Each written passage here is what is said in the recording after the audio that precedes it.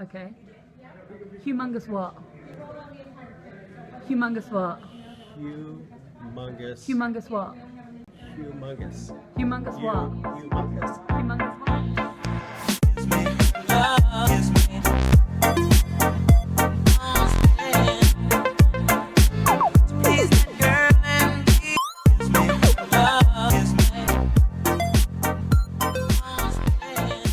Then why did you say that to me? That's my name.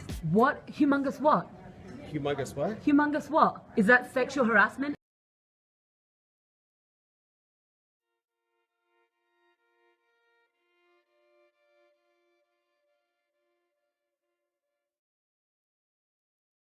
In a patriarchal society, women are supposed to quietly submit to oppression. That's their role. We're supposed to accept crass jokes, innuendos, lewd gestures, physical intimidation, sexual assault, rape, and murder. Everyone knows that. What a lot of people don't know is that some women who've been forced to fill this role their whole lives can feel outraged when another woman refuses to play the part. It's called internalized oppression. I've dealt with all the insults without making scenes. She's so entitled. She expects to be safe all the time. Are you sure about that?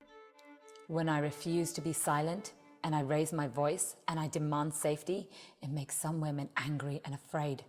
A woman who dares to speak out in this culture of silence is a shock. Try again, dickhead. Women like you make us all look bad. You're making women unsafe. Women have spent their whole lives worrying about what men think. They're so used to being afraid.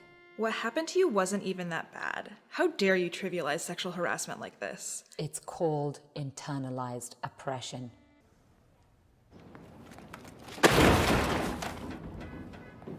Instead of protecting each other, the sisterhood is fractured, divided, leaving us isolated and afraid.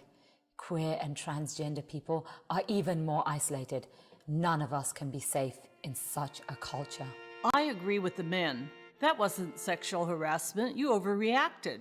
Of course there are men denying that I was sexually harassed. Try again, dickhead. I agree with the men. That wasn't sexual harassment. You overreacted. Of course there are men denying that I was sexually harassed.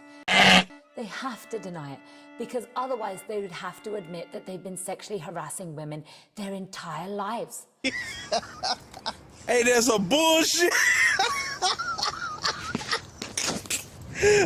And there are women who are denying it, because otherwise they would have to admit that they've been sexually harassed. And there are women who won't admit it even to themselves. Showing ID before you vote is no big deal. Everyone has ID, right?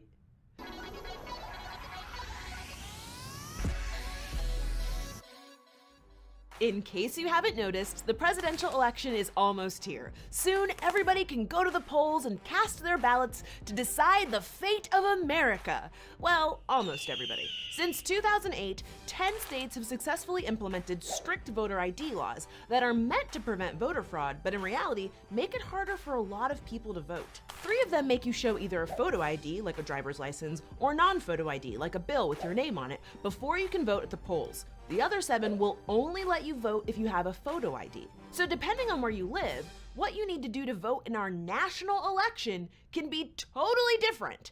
America!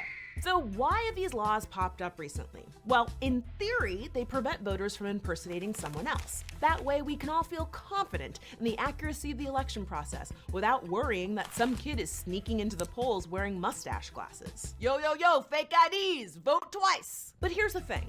The kind of fraud voter ID laws claim to prevent practically never happens. In fact, a report concluded that voter impersonation is rarer than being struck by lightning. Even FoxNews.com reported that this kind of voter fraud rarely happens. Wait, did I just agree with Fox News? Oh my god! So why even bother having voter ID laws at all?